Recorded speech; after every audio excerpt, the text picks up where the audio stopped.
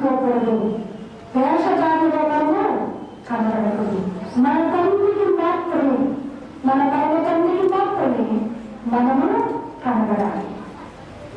అందుకే అక్కడ అంటున్నాడు, నీ గదిలోనికి వెళ్ళి తలకు వేసుకొని ముఖం కడుపుకొని తలను అంటుకొని నీ గదిలోనికి వెళ్ళి తలుపు వేసుకొని నీ తండ్రికి ప్రార్థన చేయాలి. మన చాటింగ్ వేసుకోకూడదు, దండరించుకోకూడదు. మన ఉపవాసం ఉన్నప్పుడు మన పరమ తండ్రికి కనబడినట్టుగా మన గుడి తలుపులను తెరవాలి, గది తలుపులను తీయాలి. అంటే తలుపులు వేసుకొని హృదయాన్ని తెరిచి హృదయాన్ని కుమరించి ప్రార్థన చేయాలి. అన్న ఎలా ప్రార్థన చేసింది? వాటి సంవత్సరంలో శివం మందిరానికి వెళ్ళింది, కానీ ఆమెలో ఏ మార్పు రాలేదు. ఆచార ప్రకారం అలవాటు ప్రకారం వెళ్ళింది వచ్చింది. అందుకే ఆమె జీవితంలో అద్భుతం జరిగింది. ఎప్పుడైతే తను తగ్గించుకొని హృదయంలో తీర్మానం చేసుకొని ఈసారి నేను వెళ్తాను, నీతో వస్తాను, కానీ నేను భోజనం చేయను, ద్రాక్షారసం ఇచ్చుకోను, నేను దేవుని మందిరంలో గడుపుతాను అని తన భర్తతో చెప్పి అందరు నిన్ను వినోదాలు చేసుకుంటుంది. తన యొక్క తెలుగుతో ఎవరికైనా విందు చేసుకుంటున్న సమయంలో అమ్మ మందిరంలోకి వెళ్ళి మొదటి సమయంలో గ్రంథం 15వ వచనంలో తన ఆత్మను కుమరించి ప్రార్థన చేసింది. అలసిపోయింది, కన్నీరు కాచిన సమస్యలు పడిపోయింది. ఆ టైంలో ఏది గారు వచ్చారు, యాజకుడు వచ్చి అమ్మా ఏమిటి ద్రాక్షరసం కానీ వద్దురాగా పడుకున్నావా, ద్రాక్షరసం ఎక్కువ తయారవా ఏమిటి అని అడుగుతున్నాడు.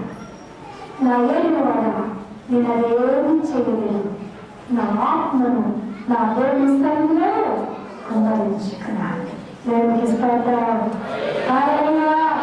నా ఆత్మను దేవుని స్థలంలో కుమరించుకొని ప్రార్థన చేసినప్పుడు మాత్రమే మన జీవితాలు అద్భుతాలను చూస్తాం.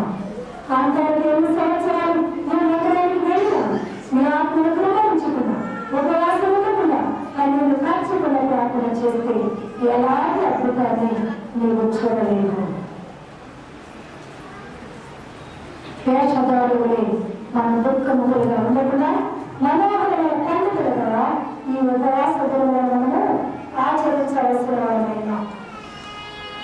అలాగే కూడా యూదులు దేవుని సహాయం పొందుటకు ఉపవాసాన్ని తమను తాము తగ్గించుకుని చేత దేవుని యొక్క విశేష సహాయమును పొందాలని అభిప్రాయపడి వారు ఉపవాసాన్ని ప్రార్థన చేశారు. మొదటి కూడా సమాజంలో యూదులను అనిపించి అతను కూడా ప్రార్థన చేశారు. ఏం జరిగింది? 120 సంవత్సరాలలో ఉన్న యూదులందరూ వీరి ఉపవాస ప్రార్థన ద్వారా రక్షించబడ్డారు. దేవునికి స్తోత్రం. ఉపవాస ప్రార్థన, ఎస్తేరు యొక్క ఉపవాస ప్రార్థన 120 సంవత్సరాలలో ఉన్న యూదులు అందరూ రక్షించబడటానికి గొప్ప సాధనమైంది. దేవుని సహాయం పొందుటకు ఎస్తేరు మొదటి ఉపవాసం ప్రార్థన చేశారు. ఇంకా 2 కాంగ్రెస్ రాజు దేవుని రాజుడు దేవుడు దేవుడితో కలిగినవాడు. ఇక్కడికి 3 రాజుల దగ్గరికి వచ్చినప్పుడు అతను 3 కిలోలు అనిపించి సమాజ మందిరంలో వారి పంటల ఉత్తరములు తరచి ఉపవాస దినములు ప్రకటించి ప్రార్థన చేశాడు. నాకు దిక్కు తోచడం లేదు నాయనా, నాపై వచ్చిన శత్రువులు సామాన్యులు కాదు, వారు బహు బలవంతులు, వారిని నేను గెలవజాలను, నేను ఓడిపోతాను అని దేవుని స్థలంలో అతను ప్రార్థన చేసినట్టు దేవుడు జరగవద్దు, బెదరవద్దు, దిగులు చెందవద్దు, రేపు నీ పక్షమున నేను యుద్ధం చేస్తాను. హల్లెలూయా, హల్లెలూయా.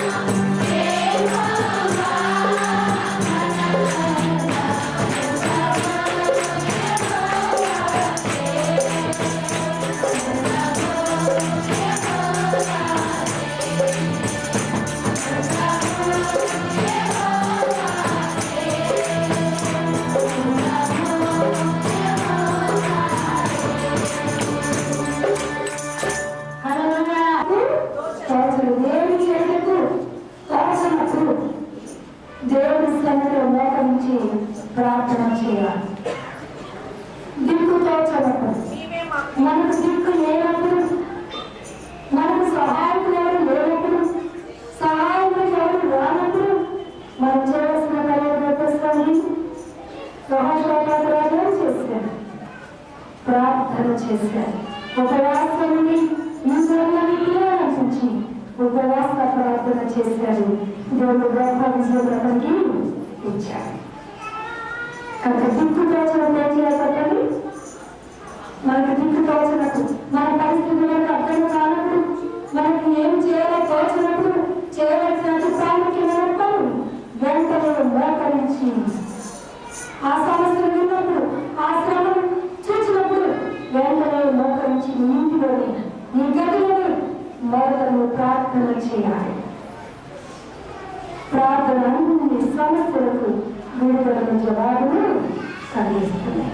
కొంత సహాయం కొరకు యెహోషాపాతు రాజు ఉపవాసం నుండి ప్రార్థన చేశాడు. ఎస్తేరు సహాయం కొరకు మొదటగా ఎస్తేరు ఉపవాసం నుండి ప్రార్థన చేశాడు. పాపము నెప్పుకుంటూ ఇశ్రాయేలు జనాంగము ప్రార్థన చేశారు. మిస్పాలో సమూయేలు ఇశ్రాయేలు జనాంగములందరినీ సమకూర్చి, మీరు అష్టారాము దేవతలను అందరి దేవతలను పూజించి దేవునికి వ్యతిరేకంగా పాపం చేశారు. ఈ పాపములను ఒప్పుకొనండి అని ఉపవాసములను ప్రకటించి ఇశ్రాయేలు జనాంగమును సమకూర్చి మిస్పాలో వారు ప్రార్థన చేశారట. మొదటి సమూయేలు మొదటి రాజులను 27వ వచనాలను చూస్తాం. అలాగే ఆహాబు రాజు యెజెబెలు యొక్క భర్త మొదటి రాజుల గ్రంథంలో 27వ వచనాలను మనం చూస్తాం. ఇతడు యెజెబెలు అన్నిరాలు దేవతను రాజుగా చేశారు. కానీ అన్నిరాలు యెజెబెలు మాటలు దైవదేవత ఆరాధనలు చేసి దేవుడికి బహు దుఃఖమును కలిగించినప్పుడు దేవుడు యెజెబెలును చంపివేశాడు. ఆమె యొక్క ముక్కలు నాకున్నట్టుగా చేశాడు. ఆమె యొక్క గోడపై చిందించలేదు. ఆ సమయంలో దేవుడు ప్రవక్త ద్వారా చెప్పాడు, ఇది ఆహారం వంశమంతయు ఇలాగే నశించబడుతుంది. నాకు వ్యతిరేకంగా జీవించారు, కానీ ఈ శాపము వారిపైకి రాబోతుంది అని చెప్పినప్పుడు ఆహాబు రాజు ఏం చేశాడో చూడండి. ఈ మాటలని కింద ఆహాబు తన వస్త్రములను చింపుకొని గోడను కట్టుకొని ఉపవాసం నుండి వ్యాకుల పడుచుండగా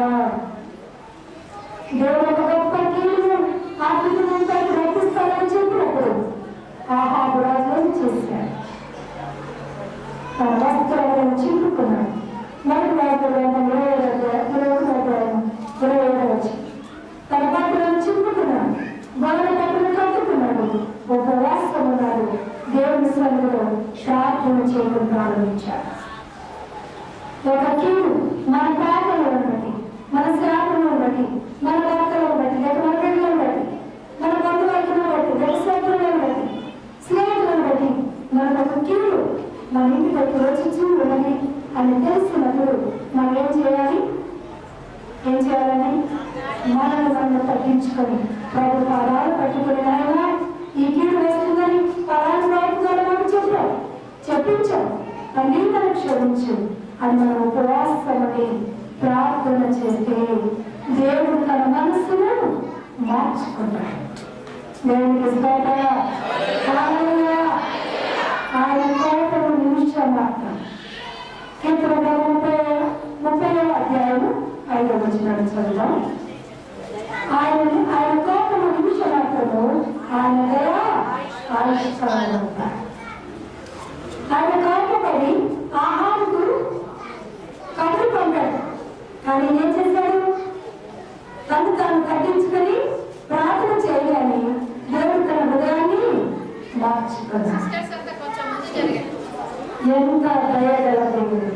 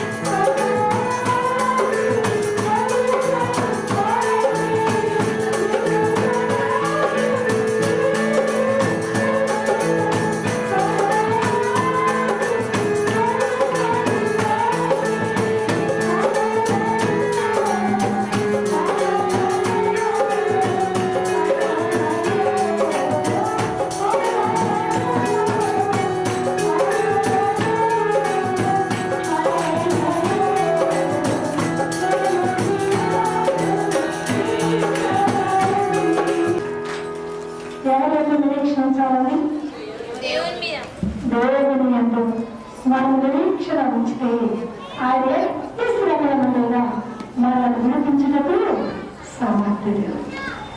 ఆహార తగ్గించుకొని ప్రార్థన చేసినప్పుడు అంటున్నాడు, నీ కాలంలో నేను చెప్పిన ఈ మాటలు జరగవు. నీ అనంతరం నువ్వు చనిపోయిన తర్వాత నీ కుమారుల కాలంలో నేను చెప్పిన ఈ మాటలు సంభవిస్తాయి. వెంటనే దేవుడు తన హృదయంలో తిరిగి వేసుకున్నాడు. అలాగే నువ్వే పట్టణ ప్రజలు వెళ్ళారా? వెళ్ళలేదు. చాలాసార్లు దేవుడు మనతో మాట్లాడతాడు, నువ్వు సేవ చేయి, నువ్వు పాటలు పాడు, నువ్వు కాన్ఫరెన్స్ చేయి, నువ్వు స్వార్థలు ప్రకటించు, పత్రికలు పంచు, ప్రార్థన చేయి అని చెప్పే ప్రభావం నాకు ఇంకెవరికన్నా నేను చేయలేకపోయా. సేవ చేయడం నాకు ఇష్టమే లేదు అని మనం కూడా సాగు చెప్పట్లేదా? చెప్తున్నాను కదా, చాలా సార్లు చెప్తాను. ఏం చెప్తే చేస్తే ప్రభావం పిల్లలు ఇచ్చారు, సంఘాన్ని ఇచ్చారు. ఈ సంఘంలో ఉన్న మాట పిల్లలు చీపురు వాడిని జారిపోతా ఉంటారు చెప్పకుండా మన వాళ్ళని పెట్టుకొని రావడం నాతో కాకపోయా. నేను చేయను సేవ ఇచ్చా, ఇంకేదో మంచి స్థలంలో నాకు ఇవ్వాల్సింది.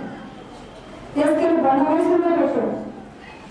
బండలాంటి కాదు అన్నప్పుడు వేసుకోవాలి తెలిసిన ఈ భారమును నీ మీద పెట్టిన వాడను నేనే, దీన్ని మోయించుచున్న వాడను కూడా నేనే. నువ్వు అనుకుంటున్నావు నేను వేస్తున్నాను, నువ్వు కాదు మోస్తుంది, నేను నీ చేత మోయిస్తున్నా. దేవుని నన్ను భయపరిచిన వాడు నేను సమస్తము చేయాలి. ఇది అర్థం లేదండి. మరి రాసుగా సుస్థిర సాక్షిని ఎలాంటి లేకుండా సేవ చేస్తున్నారు. ఒక మానవుడు వస్తు లేకుండా నిద్ర లేకుండా చేయగలరా? చేయలేము. కానీ దేవుని శక్తి వారి చేత చేయించుకుంది. దేవుని ఆయన మనం బలపరిచినప్పుడు మనం సమస్తము చేయాలి. ఇది అతను ఏమిటి అన్ని చేయగలం. అలా చాలాసార్లు నేను అడుగుతూ వచ్చాను, ప్రభు ఎందుకనే ఇంత బాగా అంటే ప్రభు ఒక మాట అన్నాడు, వీళ్ళు మూర్ఖులు, మాట వినరు, ఓడరు, చెప్పినట్టు చేయరు ప్రభావి. ప్రజలు తెలుసండి, అసలు ఈ ప్రపంచంలోని ఏ సంఘం కూడా, ఏ డినామినేషన్ కూడా, ఏ ఆరాధన కూడా మీరు నచ్చిన ఆరాధన క్రమము ఎవరు చేయట్లేదు. కానీ మరేం సహించట్లేదా? నేను కోరిన రీతిలో ఏ సంఘం, ఏ డినామినేషన్ కూడా చేయట్లేదు. ఏదో ఒక కొరత, ఏదో ఒక లోపం ప్రతి సంఘంలో ఉంది. మరి నేను సహించడం లేదా? అలాగే నీవు కూడా సహించు. దేవుని అంత గొప్ప దేవుడిని మానవుని మనకు వచ్చి ఒక దాస్తుని దాచుకున్నప్పుడు మనం కూడా ఎంతో తగ్గించుకోవాల్సిన వాడైనా, ఎంతకాలం పదాలు పెట్టుకుని ఆయన నటించిన భారం విషయంలో ప్రార్థన చేయవలసిన వాడైనా, సహాయం కొరకు యోగోషోపాపురాజు ప్రార్థన చేశారు. పాపం నట్టుకుంటూ ఆహారాజు ప్రార్థన చేశారు. నువ్వే పట్టణ ప్రజల పాపము నిప్పుడైపోయినప్పుడు యోన తప్పించుకొని పారిపోతుంది. దేవుడు అతనికి కళ్ళను వేసి తిరిగి నువ్వే పట్టణానికి నడిపించాడు. ఎలా నడిపించాలో తెలుసు కదా? శిష్యుకు పారిపోయిన యోనాను దేవుడు తప్పి తీసుకొచ్చాడు. ఎలా వచ్చాడు? సముద్రంలో తుఫాను కేవలం యోనా కొరికే రేకెత్తించాడు. సముద్రంలో తిరుగులో ఆజ్ఞాపించాడు. ఇదిగో నా సేవకుడు పలాని వాడలో ఉన్నాడు, నువ్వు అక్కడికి వెళ్ళి మోడుతాడు, నేను వాడి నాయకుడితో చెప్తాను, అతనికి ఇతను కారేస్తాడు, నేను మోడుతో చెప్పను. మింగి ఎంతో ప్రయాణం చేసి తిమింగలము యోనా ఉన్న ఓడ దగ్గరికి వచ్చింది. యోనాను ఎప్పుడు కారేస్తాడో అప్పుడు మిమ్మల్ని చూస్తాడు. ఒక టాబ్లెట్ లాగా మీరు అన్నట్టు నమ్మిగా ఏమిస్తున్నావు, నమ్మితే చనిపోతాడు. నువ్వు ఎలా ఉండాలి? మన టాబ్లెట్ ఎలా గొంతులు వేసుకొని దగ్గర మింగేస్తామో అలా మింగేసింది తిమింగలం. ఎవరి ఎక్కడున్నారు అడిగాను? ఎక్కడున్నారు? తిమింగలం కడుపులో. తిమింగలం కడుపులో ఎవరన్నారు? మనకి ఎవరికైనా తెలుసా? తెలుసా? ఓడలో ఉన్న ఓడ నాయకుడికి కూడా తెలియదు. ఓడలో నాయకుడు కూడా తెలియదు. పడవేటి మాత్రమే వాళ్ళు చూచారు. పడిన తర్వాత జరిగిన సంగతి వారికి తెలియదు. ఇప్పుడు తిమింగలం కడుపులో 3 దినాలు ఉన్నాడు అయ్యా. భూలోకంలో ఉన్నప్పుడు సేవ చేయమంటే ప్రార్థన చేయమంటే టైం లేదు. ఇప్పుడు ఎంత భారంగా ప్రార్థన చేస్తున్నాడో, ఎవరు ప్రార్థన చేస్తున్నారు?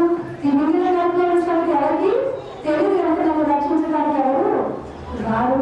ఇప్పుడు రక్షిస్తే ఒక్కడే రక్షించాలి. నీ ద్వారా తప్ప ఇది జరగదు మరొకరి ద్వారా. కనుక దాన్ని మొదట్లో చిక్కుకొని ఉన్నా, అయ్యా నన్ను రక్షించు అని ప్రార్థన చేసినప్పుడు దైవగల దేవుడు మళ్ళా తిమింగలానికి ఆజ్ఞాపించాడు. నా సేవకుడు పాపం చేశాడు, నా మాట మీరి వెళ్ళిపోయాడు. నేను ప్రార్థన చేశాను కనుక నా మనసును మార్చుకుంటున్నాను. ఇంకా కామ విషయంలో కూడా మార్చుకున్నాను. ఇప్పుడు వాళ్ళ విషయంలో మార్చుకుని అంటున్నాడు, ఇంత దూరం ఆయన ఎదలేడు కనుక నువ్వేం చేయాలి? నిన్నే పట్టణం ఒడ్డులకు వెళ్ళి కట్టివేసి. మానవుడు అంటే దేవుడికి ఎంత ప్రేమో ఈ సంగతి ద్వారా మనం తెలుసుకోవచ్చు. ఈ మానవుడు దేవుడి మాటకు మీరు పరిగెత్తి పారిపోయినా అతను ఏదో దేవుడు ఎంత తయారైపోతున్నారో చూడండి. ఇక్కడ ఈదలేడు వలసిపోతాడు కనుక ఏం చేయాలి? నీవే ఈదుకుంటూ యోనాను మోసుకుంటూ వెళ్ళి నీవే పట్టణ ఒడ్డున కక్కి ఆయనగా నేను చక్కగా ఊళ్ళో వెళ్ళి ప్రసన్నం చేస్తాను.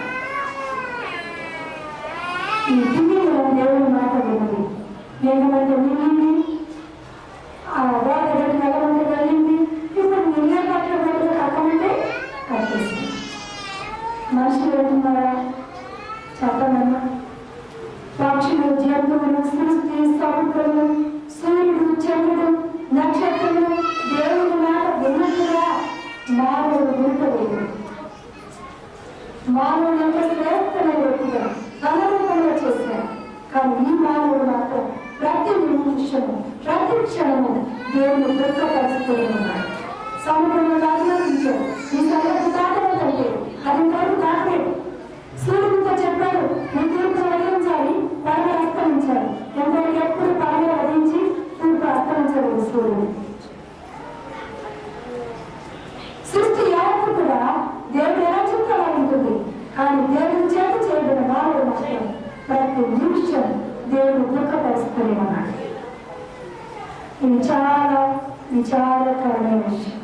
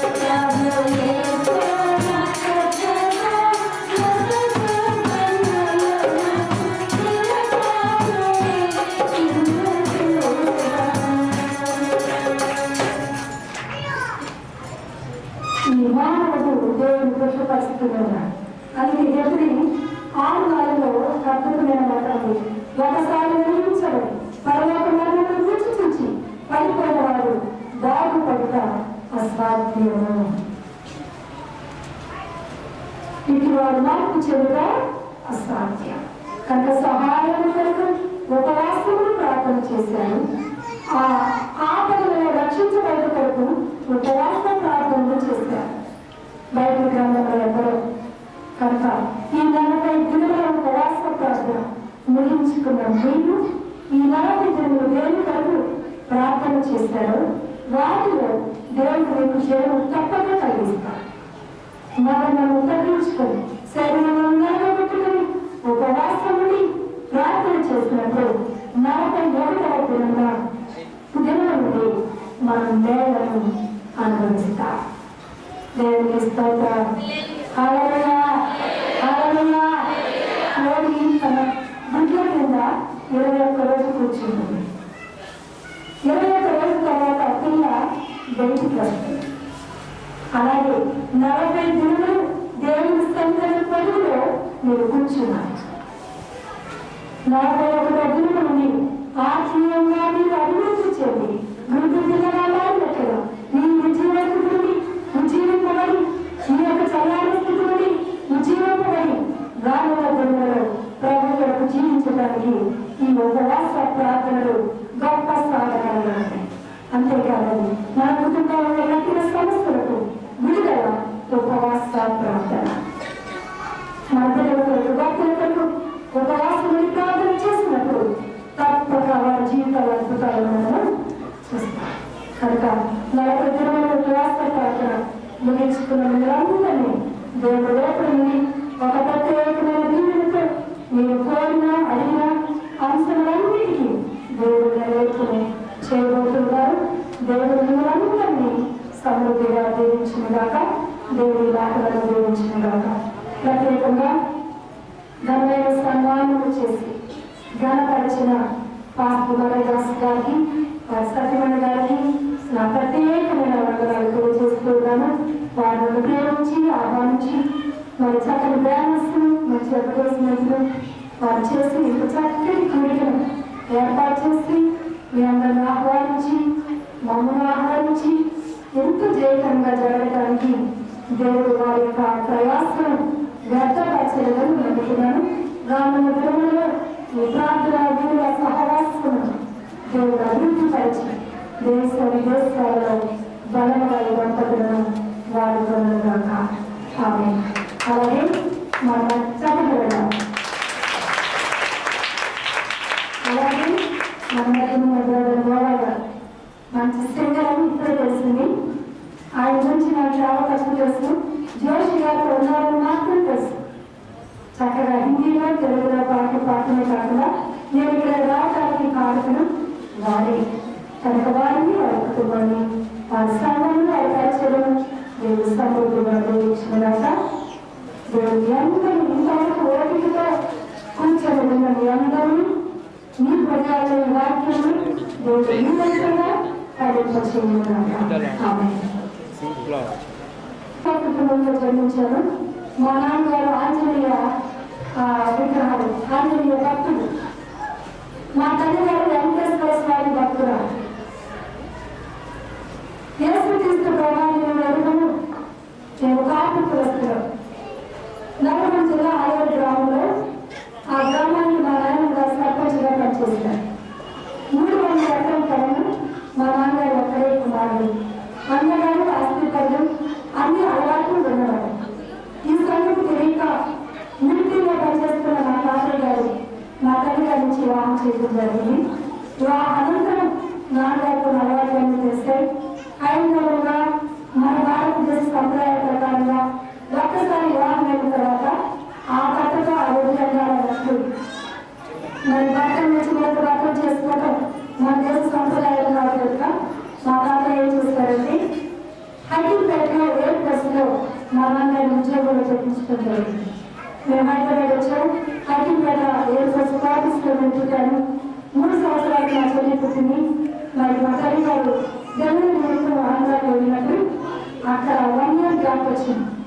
ఆ సమయంలో మా నాన్నగారు మరొక స్త్రీతో అక్రమ సంబంధాలు పెట్టుకోవడం, ఈ విషయం మా తాతయ్య గారికి పెళ్లి పెద్దలకు తెలిసి మనందరినీ పెట్టి పంచాయతీ పెట్టడం, ఈ ఒకసారి క్షమించమని కోరటం, నన్ను చెల్లి మమ్మల్ని ఇక్కడ హైదరాబాద్ వదిలేసి వెళ్ళిపోవడం జరిగింది.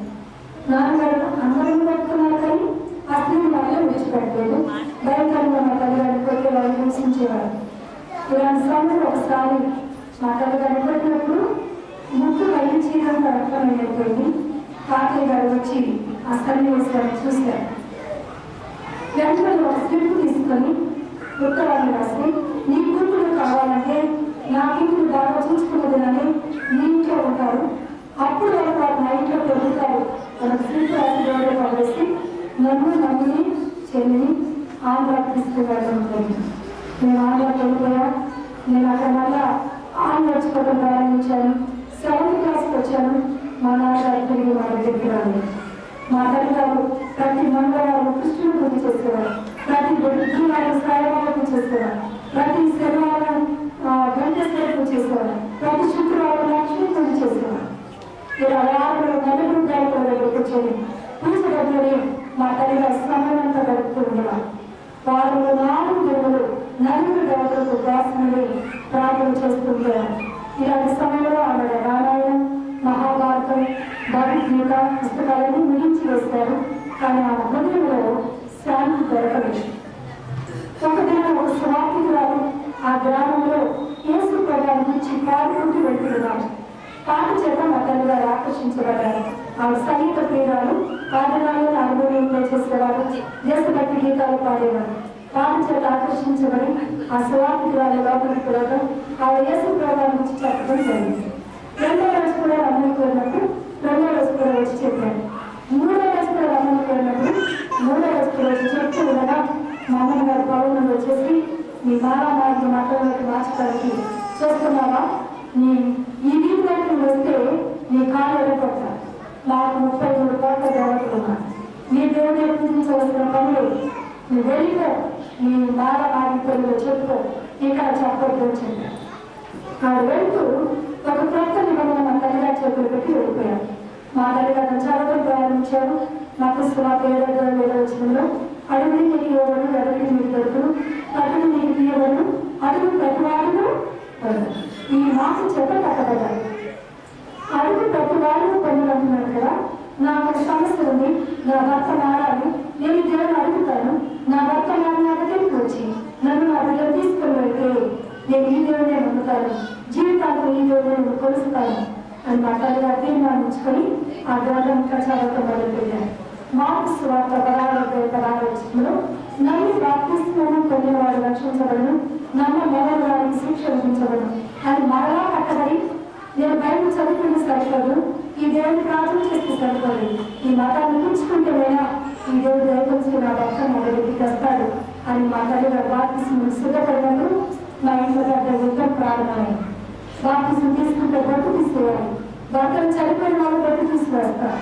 రేపు ఈ భర్తను వచ్చి అడిగితే నేను జవాబు చెప్పాలి, కానీ నువ్వు బాప్తిస్మం పుచ్చుకోవద్దు అని మా అమ్మమ్మ గారు ఖండితంగా చెప్పారు. ఆ సమయంలో మా మమ్మీ తర్వాత మా పెద్ద మేనమ్మ గారు ఎల్ఈడి చదువుతున్నారు ఇంజనీరింగ్ గుంటూరులో. ఆ ఇంటికి వచ్చి మా తల్లిగారి పరిస్థితిని చూసి అక్కడ నేను తీసుకువెళ్తాను, నేను ఏ చర్చి దగ్గర పెంచమని అక్కడ పెంచుతాను అని గుంటూరు తీసుకుని వెళ్ళడం జరిగింది. అక్కడ వేరే మిషన్ చర్చికి మా మామయ్య వదిలేసి కాలేజీకి వెళ్ళిపోయారు. ఆనాటి అనంతరం మా తల్లిగారు పాస్టర్ గారితో మాట్లాడారు. నేను యేసు ప్రభువుని నమ్ముకుని 2 మాసాలైంది, నాకు బాప్తిస్మం కావాలి, దయచేసి నాకు బాప్తిస్మం ఇవ్వండి అన్నప్పుడు అమ్మాయికి మనిషి సిద్ధాంతం కాదు, 3 సంవత్సరాలుగా క్రమణ తప్పకుండా చర్చికి వస్తేనే మేము బాప్తిస్మం ఇస్తాం, ఇలా మీరు వచ్చి అడిగిన వెంటనే బాప్తిస్మం మా సిద్ధాంతం కాదు అని చెప్పారు. మా తల్లిగారు చాలా బాధపడి ఆయన బతుకాన్ని గోజాడినప్పుడు ప్రక్కన ఇంకొక పాస్టర్ గారు మరి ఒక హిందువురాలు ఇంతగా ప్రాధాన్యపడిన కనుక మన బాప్తిస్మం ఇద్దామని చెప్పారు. అప్పుడు ఆ పాస్టర్ గారు బాప్తిస్మం ఇచ్చారు. మా తల్లిగారు చిన్న యేసు ప్రభువు ఫోటో కొనుక్కొని ఊరి వెళ్ళిపోయి ఒక వరండాలో చిన్న గడిని ఏర్పాటు చేసుకుని ఆ యేసు ప్రభువు ఫోటో పెట్టుకుని ఆ కవితలు పెట్టుకుని వచ్చి దాన్ని ప్రార్థన చేస్తూ తనే పాటలు కొన్ని రాసుకొని సినిమా రాగాలు వాటిని పెట్టుకొని వాటిని పాడుకుంటూ ప్రార్థన చేస్తున్నాను. ఇంకా 2 మాసాలు అయిపోయింది. హైదరాబాద్లో ఉత్తరం వచ్చింది. మా తల్లిగారు డిగ్రీ పండిట్ అవ్వాలని ఉత్తమమైన పరీక్షలు రాశారు. ఇంకా ప్రెగ్నెన్సీ రావడంతో తన స్టడీస్ డిస్కంటిన్యూ అయింది. మా మమ్మీ 10th కంప్లీట్ చేసుకొని తన ఒంగోలు ఇండిపెండెంట్ టీచర్గా వెళ్ళిపోతూ ఒక ఉత్తరాన్ని రాస్తారు.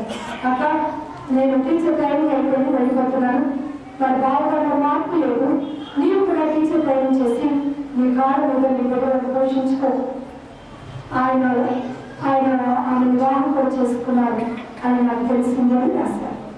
ఆ ఉత్తరాన్ని అందుకున్నాను. మా తల్లి గారు అది శనివారం ఉత్తరాన్ని అందుకున్నాను. ఆదివారం దాని గురించి ఆలోచించి ఆదివారం మాకు అభిమాన ప్రాముఖ్యత, శనివారమే మాకు చాలా ప్రాముఖ్యం. ఉదయ సాయంకాలం దీపారాధన చేసేవారు, ఒక్కొక్క ఉపవాసం ముగించేవారు. ఆదివారం వస్తే చేతగాళ్ళు, మామయ్యలు, అమ్మను అందరూ పొలానికి వెళ్ళిపోయేవారు. ఆదివారం అందరూ పొలానికి వెళ్ళిపోయారు. నేను మళ్ళీ చెల్లి మాత్రం మిగిలిపోయారు. మా తల్లి గారు మనం ఒక గదిలోకి తీసుకుని వెళ్ళి తలుపులు వేసి 3 గాజులు పెట్టి ఎండిని దగ్గర పెట్టి ఆకలిగా ప్రార్థన చేసి ఆ ఎండిని పోసి మా ఇద్దరిని చంపి వేసి తలుపులు చనిపోవాలని ఆకస్మాగా ప్రార్థన చేస్తున్నారని మాకు తెలియదు. మేము మోకరించాం.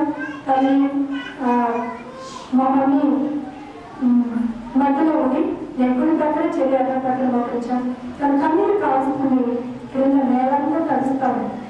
అప్పుడు నా వయసు 11 కంప్లీట్ అయ్యి 12 వెళ్ళిపోయాను. మమ్మీ బాధగా ఉందని అర్థమైంది, కానీ ఎందుకుందో నాకు తెలియదు. అలా ఒక హాఫ్ అన్ అవర్ ప్రార్థన అయిపోయింది.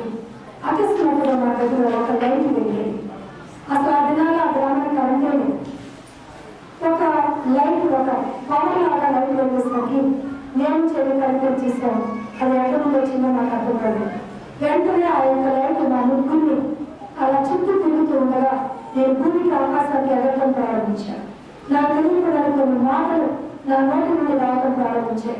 నీ పెద్దకు మాత్రమే 11వ సంవత్సరం రాగానే నీ భర్తని దగ్గరికి వస్తా, నిన్ను హైదరాబాద్ తీసుకుని వెళ్తా, నీ బిడ్డలను ఉన్నతమైన స్థితిలో తెస్తా, నీ కుమార్తెను బలంగా ఆడుకుంటా, నువ్వు నీ కళ్ళలాగా చూస్తావు, నువ్వు పెట్టుకున్న ఏళ్ళగా తీసి బయట పాలు అని పరిశుద్ధాత్మ దేవుడు చెప్తుంటే మా తల్లి గారికి పరిశుద్ధాత్మ దేవుడు ఉన్నాడన్న సంగతి తెలియదు. ఈ పిల్లకి దయ్యం పట్టింది, అందుకే ఇలా మాట్లాడుతుంది, నా కడుపులోకి నన్ను మాట్లాడుతుంది, ఇది ఖచ్చితంగా దయ్యం మాటలే అని చెప్పి మేము వయసుకునికి 4 మైళ్ళు నడిచి వెళ్ళేవాడు. మార్గంలో 3 తాడి చెట్లు ఉంటాయి. తాడి చెట్టు మీద దయ్యాలు అనేది పుట్టాలి. అందుకని మా మమ్మీ నాకు దయ్యం పట్టింది అని అనుకుందన్నమాట. ఇలా పరిశుద్ధాత్మ దేవుడు మధ్యాహ్నం 12 గంటల నుండి 4 గంటల వరకు ఏకదాటిగా మాట్లాడుతూ ఉన్నారు. ఆ గ్రామానికి ఎప్పుడు కరెంట్ వస్తుంది, ఆర్టీసీ బస్సులు ఎప్పుడు వస్తాయి, పలానా జిల్లాలో ఏం జరగబోతుంది, రాష్ట్రంలో ఏం జరగబోతుంది, దేశంలో ఏం జరగబోతుంది, ప్రపంచంలో ఏం జరగబోతుందో 12 నుంచి 4 గంటల వరకు పరిశుద్ధాత్మ దేవుడు చెప్పడం ప్రారంభించారు. ఆ పండితులు అనేకులు వచ్చి అదంతా చూస్తూ ఉంటే వచ్చిన వారి పేర్లు, ఊళ్ళు, పేర్లు, వారి సమస్యలు, వారి కోటి వ్యాధ్యములు, వారి పొలములు ఎవరు కౌలుకు తీసుకుని ఆక్రమించుకోవాలనుకుంటున్నారో వారి పేర్లు పరిశుద్ధాత్మ దేవుడు చెప్పడం ప్రారంభించినప్పుడు వారు ఆశ్చర్యపోయి ఈ చిన్న పాటి నా పేరు, నా సమస్య, నా కోటి వ్యాధ్యం ఎలా తెలుసు అని వారు వింటూ 4 అయిపోయింది. మా గ్రామంలో వెల్లుల్లి స్కూల్ టీచరు ఆదివారం కొడుకు రావడానికి వెళ్ళారు. ఆదివారికి నేను వారికి వెళ్ళాలి. ఆవిడ ఆదేశం మా మమ్మీ, అమ్మ ఈ పాపకి దేవుడు పట్టిందో దేవుడు నాకు అర్థమవట్లేదు, మీరు ఒక్కసారి వచ్చి చూడండి అన్నప్పుడు ఆవిడ కాళ్ళు పెట్టుకొని మోకరించి ఖచ్చితంగా అది పరిశుద్ధాత్మ కానీ మరొకటి కాదు. ఈ సమయంలో దేవుడు తిరిగి రాకపోతే మేము ముగ్గురు చనిపోతాం. నేను చనిపోవడం దేవుడు చింతలు కాదు, ఎవరో దేవుడికి ఒక ప్రణాళిక ఉంది. అందుకే పరిశుద్ధాత్మ దేవుడు నీకు తెలియకపోయినా దేవుడు తను నీకు ప్రత్యక్షపరుచుకున్నాడు అని ఆవిడ చెప్పి ప్రార్థన చేసి వెళ్ళిపోయారు. మా తల్లి గారు వాళ్ళ మాట మీద నమ్మకం కూడా లేదు. తిరిగి సోమవారం గుంటూరు తీసుకుని వెళ్ళారు. అక్కడ డాక్టర్ గారితో చెప్పినప్పుడు ఆయన ప్రార్థన చేస్తామని మా మమ్మీని కింద వచ్చి నన్ను వేడ బయట తీసుకెళ్లారు. అప్పుడు నేను ఇంకా ఫ్రాక్స్తోనే ఉన్నాను. ఆయన నన్ను మోకరించుకోక నేను ప్రార్థన చేస్తాను, నీకు ఎవరైనా కనబడితే చెప్పు, కనబడిపోయినా చెప్పు, కాబట్టి మాత్రం చెప్పద్దు అని కొన్ని కండిషన్స్ పెట్టి సూక్ష్మ ప్రార్థన విత్ సెకండ్లో ముగించేసి ఎక్కడ కనబడుతాను. ఆ సెకండ్లో ఆకాశంలో, తెలుగులో, బంగారు ఫోన్లో నాకు ఒక పడుకున్నాను 28 వచ్చిన నాకు కనబడింది. ఇప్పుడు నాకు తెలుసు పడుకున్నాను, అప్పుడు తెలియదు. వాటిని అంటారని కూడా నాకు తెలియదు. నేను చెప్పాను, నాకు కొన్ని మార్పులు కనబడ్డాయి.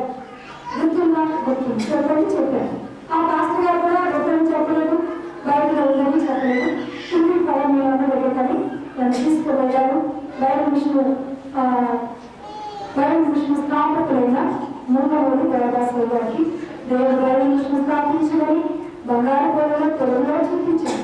ఈవిడ కూడా దేవుడు తెలుగులో బంగారు పొలలో ఈ వాక్యాన్ని చూపించారు.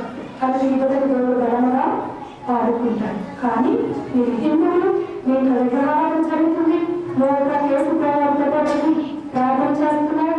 ఆ విగ్రహాలు దగ్గరికి వినిపించకుండా విగ్రహాలకు టెంపులకు తిప్పకుండా ఈ విధంగా పరిశుద్ధంగా మీరు పెంచితే ఈ పరిశుద్ధాత్మ ప్రభుత్వంతో ఉంటుంది. మీరు అపరిశుభ్రంగా పెంచితే ఈ ఆత్మాలను వెళ్ళిపోతుంది. పొందడం గొప్ప సంగతి, కానీ దాన్ని కాపాడుకోవడం మరీ గొప్ప సంగతి అని నాకు హెచ్చరిక చేసి మా గ్రామం పంపించి వేశారు. నేను వెళ్ళిపోయా, నేను సరిగ్గా చదువుతున్నాను. ప్రభు చెప్పాడు ప్రతి శుక్రవారం స్కూల్ మానేయాలని చెప్పాను. నేను నా పథకం ప్రకారంగా మోష యొక్క దేవుడు ముఖాముఖిగా మాట్లాడినట్లు నాతో మాట్లాడడం ప్రారంభించాను. సమితి చేయాలని చెప్పాను. సమితి ఎలా చేయాలో నాకు నేర్పించాను. అలా ప్రభు సరిగ్గా సాగుతున్నట్టు ప్రభు చెప్పారు. నువ్వు శుక్రవారం స్కూల్ మానేసినప్పుడు నేను స్కూల్ మానేశాను. ప్రభు రోజులను తీసుకుని రావడం ప్రారంభించాను. ఎలుకని లేకున్న వాడిని, లెపర్సీ వాడిని, ఒక భయంకరమైన కడుపు నొప్పితో బాధపడుతున్నట్టు అనిపిస్తుంది. ఈ 3 మీటింగ్స్ జరిగినప్పుడు చుట్టుపక్కల గ్రామాలకు తెలుసుకొని ఎట్లా పండుగగా రోడ్లను వేసుకుని ప్రజలు రావటం మొదలుపెట్టారు. నేను చిన్నదాన్ని నా గౌను నా లంగా ముట్టుకొని హిందువులు క్రైస్తవులు కాదని హిందువులు పాప వేలు పసిపాపలో దేవుడు వచ్చి మాట్లాడుతున్నాక వస్త్రాలు ముట్టుకుంటే నా రోగాలు పోతాయని వాళ్ళు వచ్చి నా కాళ్ళు ముట్టుకోవటం, నా లంగా నా ఫ్రాక్ ముట్టుకోవటం చేస్తూ ఉండేవారు. ఆ అద్భుతమైన స్వస్థతలు అక్కడ జరిగాయి. ఆ తర్వాత ప్రభు చెప్పినట్టు నా 3 సంవత్సరం వచ్చింది. 70 మంది హిందువులు కేవలం స్వస్థత ద్వారా అక్కడ మార్పు చెందారు. వితిన్ 6 months లో నా 12వ సంవత్సరంలో ప్రభు ఆపట్లేదు. 10వ సంవత్సరం ఎంత లేదు అక్కడ 70 మంది హిందువులు రక్షించబడ్డారు. 13 హైదరాబాద్ వచ్చేసారు. ఇక్కడ కూడా ప్రభు చెప్పారు నువ్వు ప్రతి శుక్రవారం స్కూల్ మానేయాలి. ఇక్కడ స్కూల్ మానేసి కానీ ప్రభు రోజులు తీసుకుని వచ్చేవారు. ట్రాన్స్ఫర్స్ కావాల్సిన వారిని, సంతానం లేని వారిని, ఉద్యోగం లేని వారిని, వివాహాలు కాని వారిని ప్రభు తీసుకుని వచ్చేవారు. ఆ ప్రభు ఏమి చెప్పేది జరిగేది. ఇలా జరుగుతున్న సమయంలో మా ఇంటి వెనక తల్లి గారు ఆయన యొక్క తల్లి గారు ఉద్యోగ రీత్యా వారు హైదరాబాద్ రావడం జరిగింది. మా ప్రార్థన జీవితాన్ని చూసి మా అత్తగారు అడగటం, మేము 11 నెలలు ప్రార్థనలో పెట్టడం, ప్రభు కన్ఫర్మేషన్ ఇవ్వడం, ఆ తర్వాత మా వివాహం జరగడం, దేవుడు ఏడుకోవడం ఇవ్వడం, ఆ తర్వాత ప్రభు సేవ చేయడం, స్వస్థంగా 12 వయసులో నీకు ఏ సేవ ఇచ్చామో తిరిగి నువ్వు ఆ సేవను ప్రారంభించు అని నేను ఊరికి వెళ్తున్నప్పుడు మరి కొంచెం భయంలో దేవుడు నాతో మాట్లాడినప్పుడు మేము వచ్చి శుక్రవారం ఉపవాస ప్రార్థన ప్రారంభించడం, ఆ తర్వాత 6 మాసాలకి ఆదివారం ఆరాధన కూడా ఆరంభించడం, ఈ రీతిగా దేవుడు తన సేవలో నన్ను నా భర్తలు నా 7 బిడ్డలను వాడుకుంటూ దేశ విదేశాలలో ఆయనకు మహిమకరంగా మా కుటుంబాన్ని వాడుకుంటూ ఉన్నారు. మా యొక్క ఆశ, మా యొక్క కోరిక ఏంటంటే ఆఖరి ఊపిరి వరకు ప్రభు పని చేసి బలానమ్మకమైన మంచి దాసుగా అని ప్రభు నుండి జీవితాన్ని పుచ్చుకోవాలని ఆశతో ఈ లోకంలో సాగిపోతున్నా మారనాక మినిస్ట్రీస్ అనే సంస్థను స్థాపించి అనేక రకమైన సేవలను చేయడానికి ప్రభు కృప చూపిస్తున్నారు. ప్రతి మంగళవారం శుభవార్త ఛానల్లో మధ్యాహ్నం 12 గంటలకు ప్రార్థనా సమయం అనే కార్యక్రమంలో నేను మాట్లాడుతున్నాను. గత 2 సంవత్సరాలుగా మీరు మంగళవారం మధ్యాహ్నం 12 గంటలకు శుభవార్త ఛానల్లో చూడవచ్చు, నా ప్రసంగాలు వినవచ్చు. తప్పక మీరందరూ మా కొరకు, మా సేవ కొరకు, 7 బిడ్డలు, 4 అన్నుల కొరకు, 20 మానవాళ్ళ కొరకు, మా యొక్క మినిస్ట్రీస్ కొరకు, మా యొక్క ప్రార్థన చేయాలని కొరకు సంబంధించిన దైవజనులకు నా హృదయపూర్వక వందనాలు చేస్తూ ఈ మాటలు ముగిస్తున్నాను.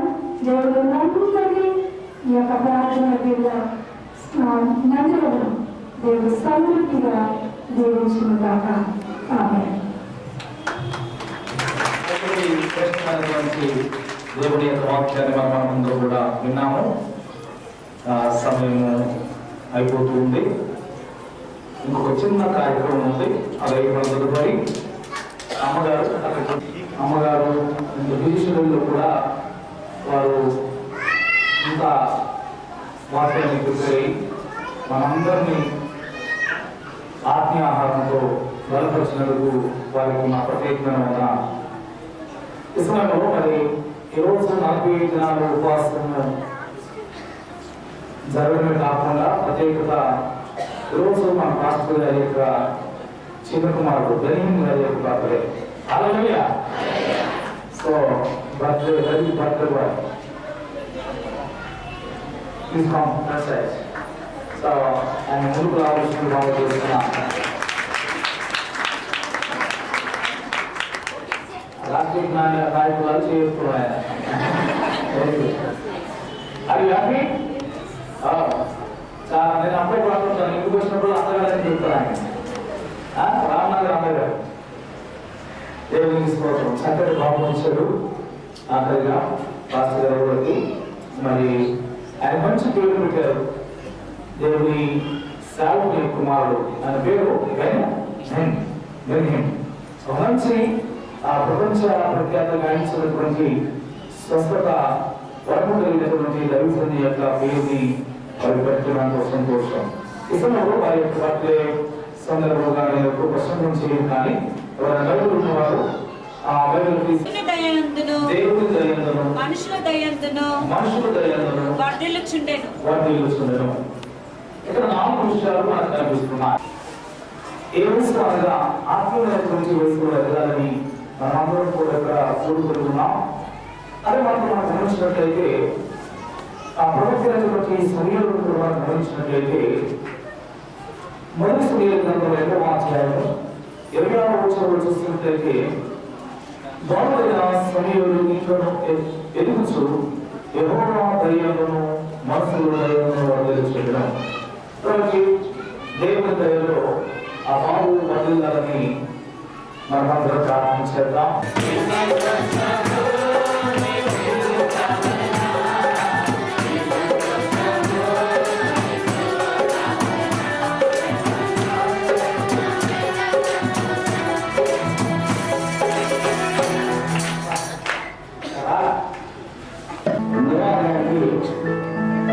నేను సన్మానించాలనుకున్నాను. అదేవిధంగా పాస్టర్ గారు కూడా ఒక ఆంటీ గారు రత్నమ్మ ప్రార్థన చేయించున్నాను.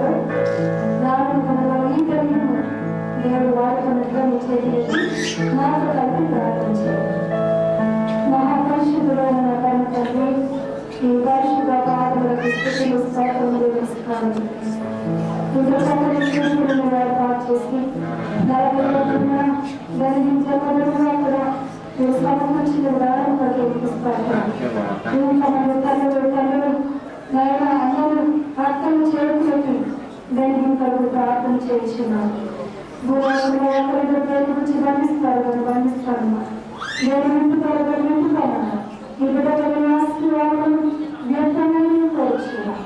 వాళ్ళ మధ్యలో చెప్పినట్టుగా వయసు యొక్క విద్యను జ్ఞానము మీ దేవుడు మనుషులను వర్తినట్టుగా చేయండి.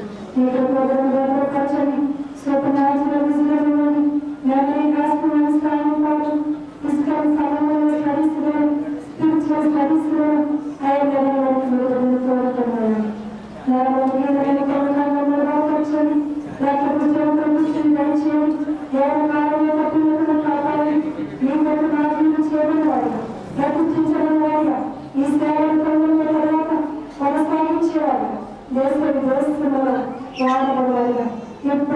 అభిషేకము నిర్వహించిన వారికి ఇచ్చిన వారిలో ప్రతిమాలను ఇంకా ఆత్మనింది దాని మధ్యలో గొప్ప వీరులు వారి కొరకు తయారు చేయండి.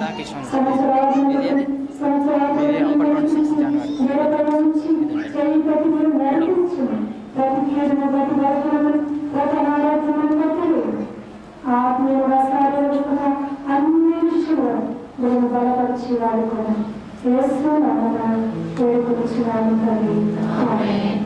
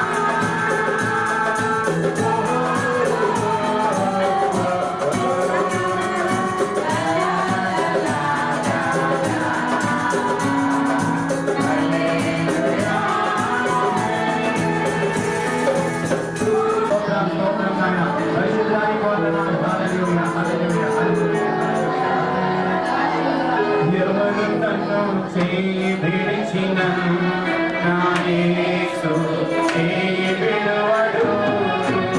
ఎవరు నన్ను చేయి విడిచిన